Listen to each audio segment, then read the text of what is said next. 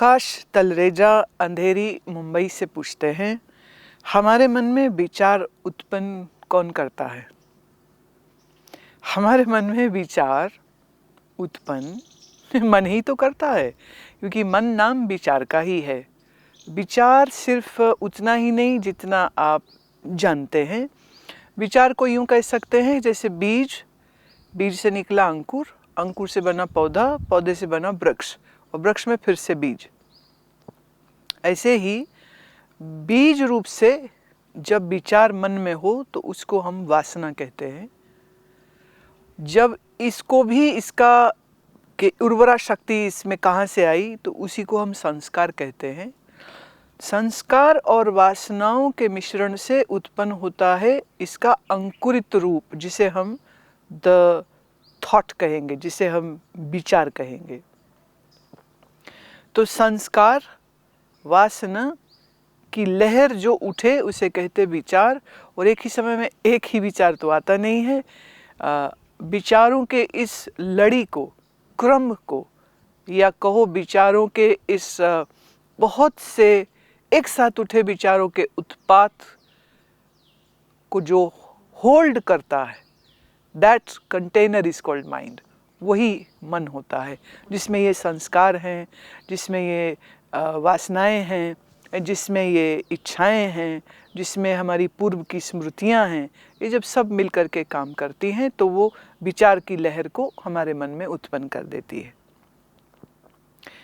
दूसरा पूछते हैं, क्या प्रारब्ध को बदला जा सकता है या प्रारब्ध से पार कुछ नहीं है?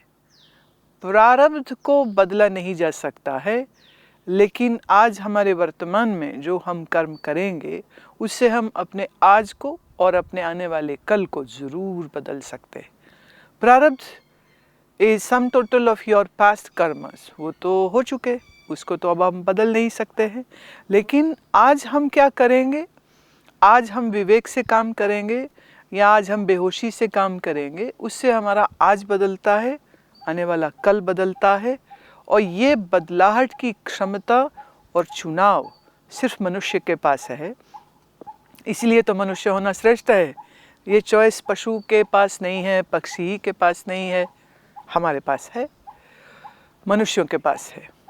तीसरा, क्या जन्म और मृत्यु के मध्य का समय तय है? यदि समय तय है तो क्या हत्या, आत्महत्या, युद्ध, आतंकवाद से संबंधित मृत्यु कर्म सिद्धांत का ही परिणाम है? ये थोड़ा सा प्रश्न, it is I would call layered question and has a very layered answer to that. There are certain things which can't be just expressed in one line. जैसे आपके हाथ में 10 बीज हैं फूल के, हर बीज के अंदर उगने की क्षमता है, पर कौन सा बीज कब बोया जाएगा और क्या उसको उचित जलवायु, धूप मिल जाएगी, खिलेगा, नहीं खिलेगा, कि ज़्यादा पानी मिल के गल जाएगा, कि ज़्यादा धूप लग के सड़ जाएगा, कि उसको कोई पक्षी चुग जाएगा, ये एक संभावनाएं हैं, बहुत सी संभावनाएं।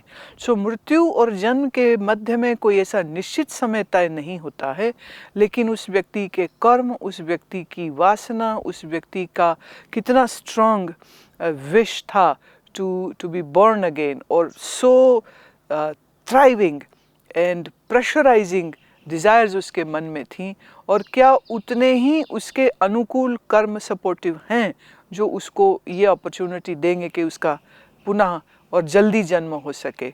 ये कोई निश्चित समय नहीं है। और हत्या, आत्महत्या, युद्ध और आतंकवाद से संबंधित मृत्यु कर्म सिद्धांत का ही परिणाम है, इसका उत्तर हाँ भी है और नहीं भी है।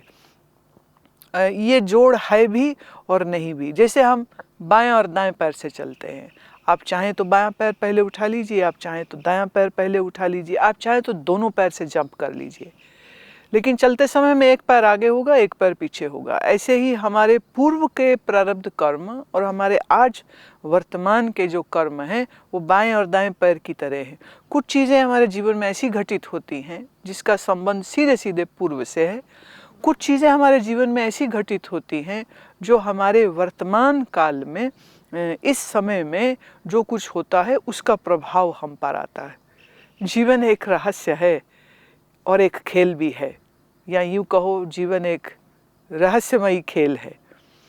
इसको खेलते हुए में और इसको समझते हुए में ये जानना, सीखना, समझना, this whole exploration, this is what the human life is meant for, and this is how we can make our life more beautiful by putting ourselves into this exploration.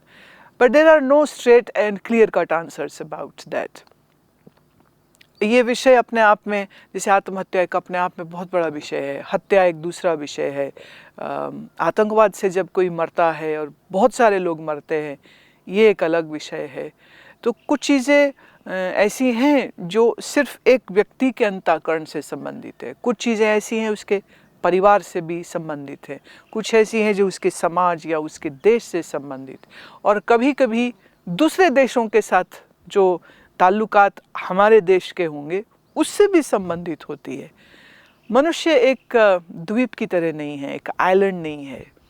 मनुष्य उस बहती हुई हवा की तरह है जो एक क्षेत्र से दूसरे क्षेत्र, एक दूसरे राज्य से तीसरे राज्य, एक देश से दूसरे देश में चली जाती बिना वीज़ा टिकट के। ऐसे ही हमारे जो कर्म हैं वो पूर्व के, आज के और हमारे साथ रहने वाले लोगों के कर्म, हम सबके जुड़े हुए कर्म एक साथ जुड़े हुए हैं। इसलिए कुछ अच्छे और कभी कभी कुछ बहुत बुरे दृश्य हमको या दूसरे लोगों को देखने को मिलते हैं। वो क्यों होते हैं? हर विषय अपने आप में एक डेप्थ मांगता है, एक समय मांगता है, एक विचार के मंथन की दरकार होती है उसमें।